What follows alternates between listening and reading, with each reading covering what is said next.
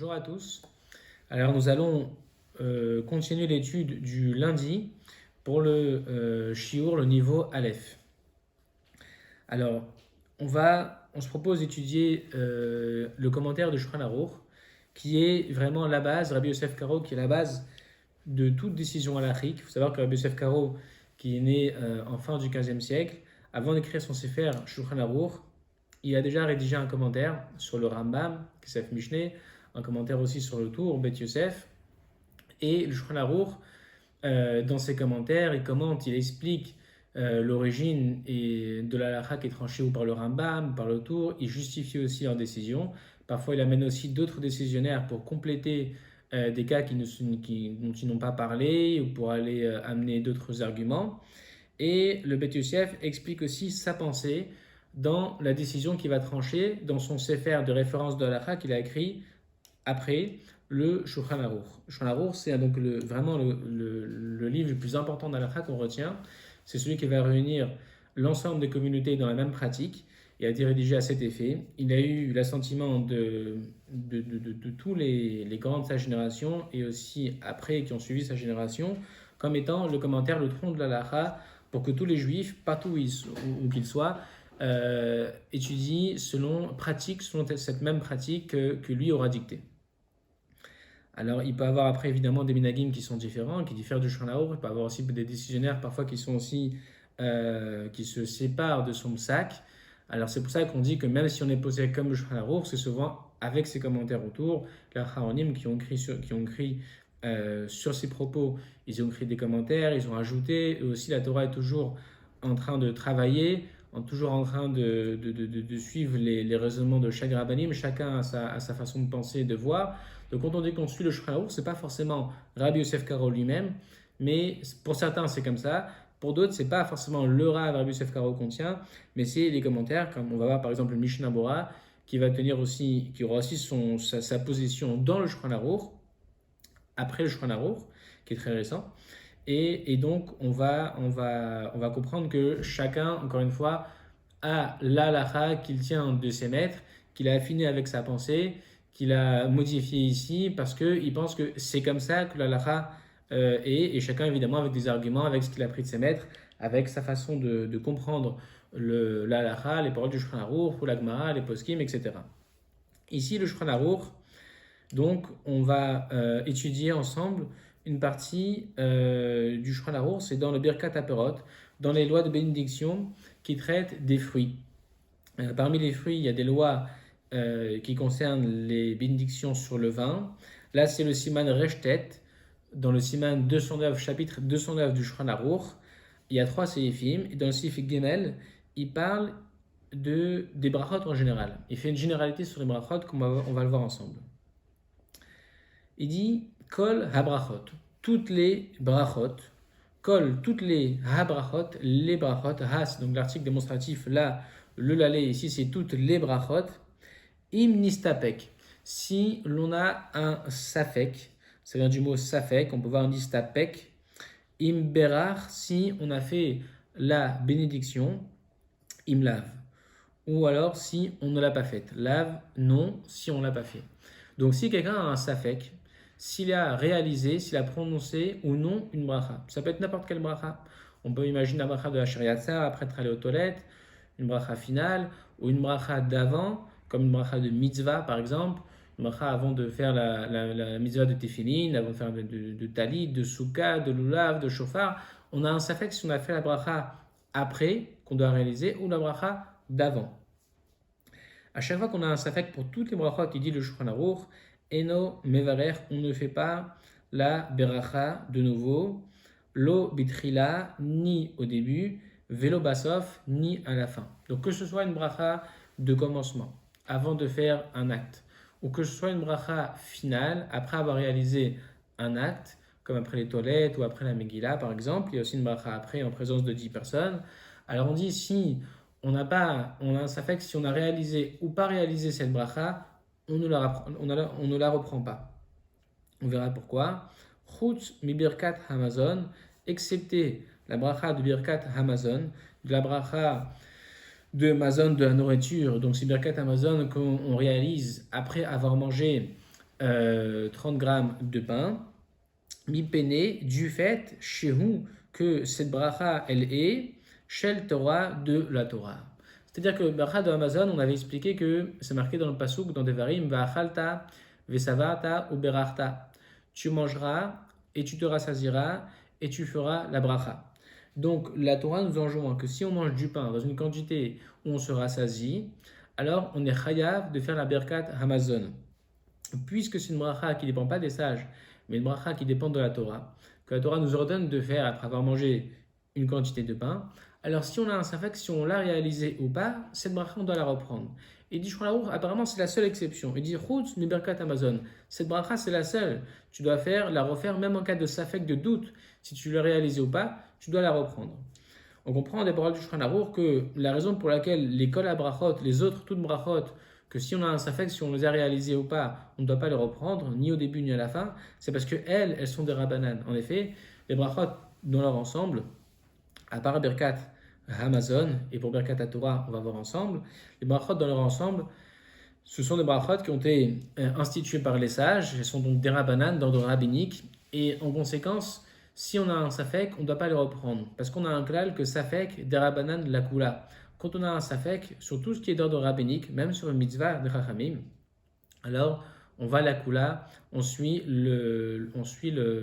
la kula, c'est ce qui est le plus facile, le plus mekil, et le moins restrictif pour nous. Si on a un safek, si on a fait une mitzvah de rabbanan ou pas, si on l'a bien fait ou pas, ça peut être n'importe quelle mitzvah.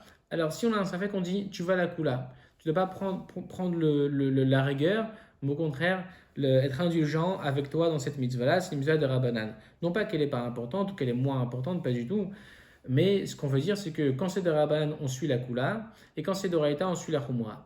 Donc ici, c'est pareil. Comme les brachot, en général, sont des rabbanan, sont toutes des rabbanan, alors si on a un safek, si on les a fait ou pas, on ne peut pas les reprendre, parce que c'est un safek. On ne va pas les reprendre. On ne peut pas dire, mais c'est peut-être mieux de les faire dans le doute parce qu'elles n'ont été instituées que par les sages. Et faire une bracha en vain, par exemple, si on a déjà fait la bracha, c'est une bracha en vain, et bien faire une bracha en vain, ça relèverait pour beaucoup de décisionnaires d'un problème d'ordre de la Torah pour le coup. Parce on prononcerait le nom d'Hachem pour rien. Donc c'est pour ça que, mi safek, quand on a un safek, si on a fait une bracha ou pas, on ne la reprend pas. Le Shulchan Aruch dit, excepté Birkat Amazon, parce qu'elle n'est pas d'ordre rabbinique, elle est bien d'ordre de la Torah. Parce que te dit Uberachta, si tu as mangé Kedé Sevia, tu as mangé de quoi être rassasié, à satiété, la Torah te demande de faire la bracha de Birkat Amazon. Et pour cela, si tu as un safek, si tu l'as fait ou pas, tu dois la reprendre. Donc ici, les commentaires comprennent que le Shulchan Aruch, étant donné que pour seule exception, il a trouvé Birkat Amazon, qui elle est d'Oraïta et que Misafek, on doit la reprendre, ça signifie que selon lui, pour la Birkat Torah, ce ne serait pas pareil. Birkat Torah rentrerait apparemment dans le klal de Kol Brachot, de la généralité de toutes les autres brachot à part Birkat Amazon. Sinon, il aurait dû dire Chutz mi Birkat Amazon ou Birkat Torah. Il aurait dû dire à part Birkat Amazon qui est de Oraïta et aussi Birkat Torah. Comme il ne l'a pas dit, ça veut dire qu'apparemment Birkat Torah, elle est bien des Rabbanan, elle est des sages. C'est pour ça qu'il ne faudrait pas la reprendre aussi misafek. Maintenant, on va étudier le commentaire du Mishnah Berurah du Chafetz Chaim du siècle dernier, qui lui aussi est absolument incontournable dans la halakha. Et lui, dans le Siman, même Zain, donc c'est plus haut, le chapitre 47 qui traite de Birkat Torah, dans le Seif Aleph, Mishnah Berurah Aleph, il commence par dire tout au début du Siman du chapitre, il dit voilà, on a des décisionnaires comme Shagat Aryeh par exemple qui pensent que Birkat Torah, elle est d'Oraïta. Pas comme ce qui sortirait apparemment des paroles du Shulchan Aruch qu'on a lu ensemble, que eux ils pensent qu'elle est d'Oraïta. Velachen, il dit donc, je reprends aussi les mots qu'on a ensemble, chez Birkat HaTorah hi minatora, il y a des commentaires qui pensent, qui sont nombreux, que Birkat Torah, elle est de la Torah. Velachen, et c'est pourquoi, im nistapek lo, si il a un safek, im birer, s'il a fait la beracha, la bénédiction du Birkat HaTorah, il a un safek s'il a fait la bracha du Birkat HaTorah ou s'il ne l'a pas faite, et dire Choserum Varer, il faut la reprendre. Là, on voit que le Mishnah Bora, Chavetz Chaim, il ne tient pas comme la pashtout, comme la compréhension simple qu'on a eu ensemble du Shulchan Aruch plus haut dans Birkat Aperot, dans les lois des fruits, parce que lui, il pense, le Mishnah Bora, on a beaucoup de décisionnaires qui sont la majorité, qui pensent qu'il faut reprendre, qui pensent que la Birkat à Torah, elle est d'ordre aussi de la Torah, les Doraïta, donc ils disent selon eux, c'est comme Birkat Amazon. Comme Birkat Amazon, Shulchan Aruch explique que si on a un safek, il faut la reprendre, la bracha du repas, de la nourriture. Alors là aussi, puisque beaucoup de décisionnaires pensent que Birkat Torah, elle est Doraïta, il faudrait aussi, pareil, la reprendre mi-safek si on ne sait pas si on l'a faite ou pas.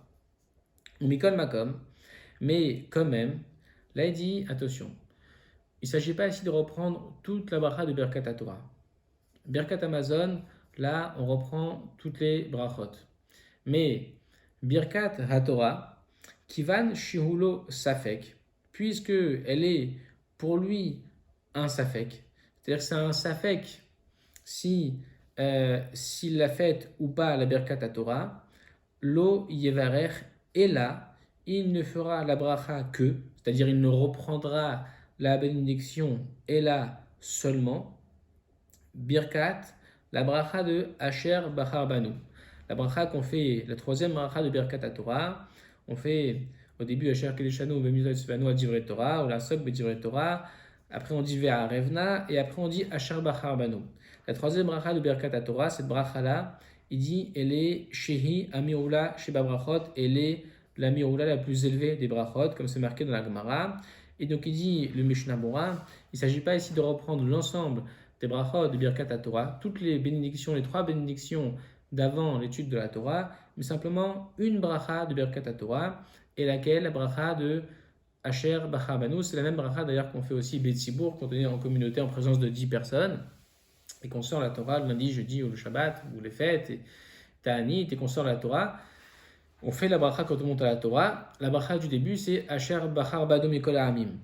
Et donc, c'est pourquoi on l'a choisi d'ailleurs, parce que c'est celle-là, c'est Amula Sheba Brachot, elle est la plus élevée des brachot, et donc c'est celle qu'on a choisie. Il dit Mishnah Bora, c'est vrai que si on a un Safek, d'accord, on devra la reprendre d'après ses décisionnaires, parce qu'elle est d'Oraita, Birkat Torah, comme Birkat Amazon, mais il ne s'agit pas pour autant de reprendre les trois brachot, une seule. Asher Bachar Banu. La question, c'est pourquoi celle-là, on a compris, cette bracha-là, Asher Bachar Banu, parce qu'elle est la plus élevée, pourquoi une seule bracha? Pourquoi ne pas reprendre les trois brachot? Après tout, si tu reprends la bracha de Birkat Torah Misafek, tu dis elle est d'Oraïta, la Torah te demande de faire la bracha. Alors, dans ce cas-là, refais les brachot telles qu'on les dit normalement quand on n'a pas de Safek. On nous demande de faire trois brachas, la Torah nous demande de faire trois brachas, apparemment. Donc, si j'ai un Safek, je reprends l'ensemble des trois brachot. Et là, on explique que non. Parce qu'en fait, selon le raisonnement qu'on a expliqué plus haut, de reprendre une bracha, c'est vrai qu'on doit reprendre une bracha, mais seulement quand elle est d'ordre de la Torah. Quand elle est de la Torah. Quand elle est de Rabban, il ne faut pas la reprendre. Or aussi, la Torah ne nous a jamais demandé de faire trois brachot pour Birkat Torah. La Torah nous a demandé de faire une beracha. Tu fais une beracha avant d'étudier la Torah. Mais pas forcément d'en faire trois. Les sages sont venus parce qu'on a une discussion dans la Gemara. Quelle est la bracha qu'on va faire avant Birkat Torah? Alors là, il y a trois avis dans la Gemara. La Gemara retient les trois avis et elle conclut, on va dire les trois. On va dire les trois brachot pour Birkat Torah. Mais c'est la Gemara, c'est les sages qui ont conclu de dire trois brachot pour Birkat Torah. En aucun cas, la Torah nous a demandé de faire trois brachot pour Birkat Torah. Ça relève déjà du din des Rabbanan. Donc on comprend que la Torah, puisqu'elle nous a demandé de refaire qu'une seule, de faire qu'une beracha pour Birkat Torah, si on a un safek, si on a fait ou pas Birkat Torah, on ne refera mes safek que ce qui est de Oraita. Donc qu'une seule beracha. Et là on choisira Asher Bachar Banu parce qu'on dit qu'elle est la mirula sheba brachot, la plus élevée des brachot. De refaire les trois brachot misafek, ça c'est déjà autre chose, parce que faire trois brachot, les deux autres, c'est un din des Rabbanan. Donc là, on retomberait sur le din de Safek des Rabbanan Lakula. Quand on a un Safek, si on a fait une bracha ou pas, alors on va Lakula, on est Mekil, parce que on ne va pas reprendre une bracha sur un des Rabbanan. Voilà pourquoi est-ce que ici le Mishnah Bora est posek. Différemment apparemment de ce que pense le Shulchan Aruch dans Birkat Aperot qu'on a étudié au début en premier. Le Shulchan Aruch apparemment lui il penserait qu'on ferait Birkat Amazon Misafek, qu'on referait que cette bracha de Birkat Amazon Misafek. Il n'a pas dit aussi Birkat Torah.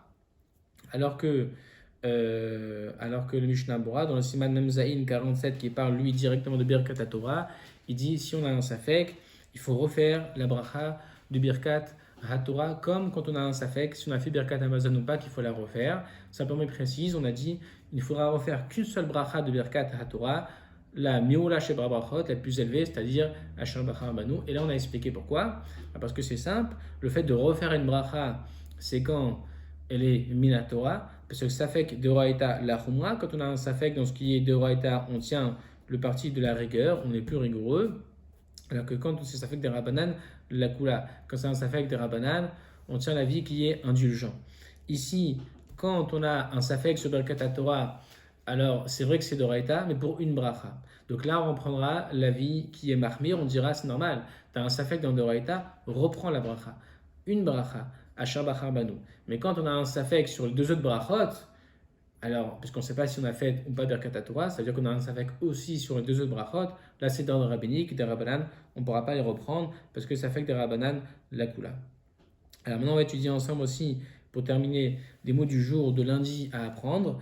On a dit Uma. Uma c'est si déjà. La Gemara l'utilise souvent pour une formule quand elle va faire un raisonnement a fortiori. Elle dit si déjà ça. Alors ça, al-khad kama vekama, si déjà par exemple dans un cas qui est calme, qui est léger, tu m'as trouvé un tsat khumra, tu m'as trouvé un point de rigueur dans un cas qui est calme, qui pourtant est léger, alors c'est sûr qu'un cas qui est plus chamour, qui est plus grave, qui est plus rigoureux, c'est sûr que lui aussi devra adopter ce point de rigueur. Ça, par exemple, c'est une des manières de raisonner de la Gemara dans sa règle a fortiori, Uma, si déjà. Ensuite, Enodine. Enodine, ça veut dire n'est-il pas logique de dire, est-ce que s'il y a ça, n'est-il pas logique de dire là aussi Ika les mifrar, troisième mot, Ika les mifrar, c'est Ika, c'est il y a lieu, les mifrar d'objecter. Ika les mifrar, on objecte à un raisonnement, on objecte à une logique. La Gemara dit, ici, on ne tient pas comme tu as dit, parce qu'on objecte avec aussi un autre raisonnement qui vient alimenter cette objection. Merci pour votre écoute et à bientôt.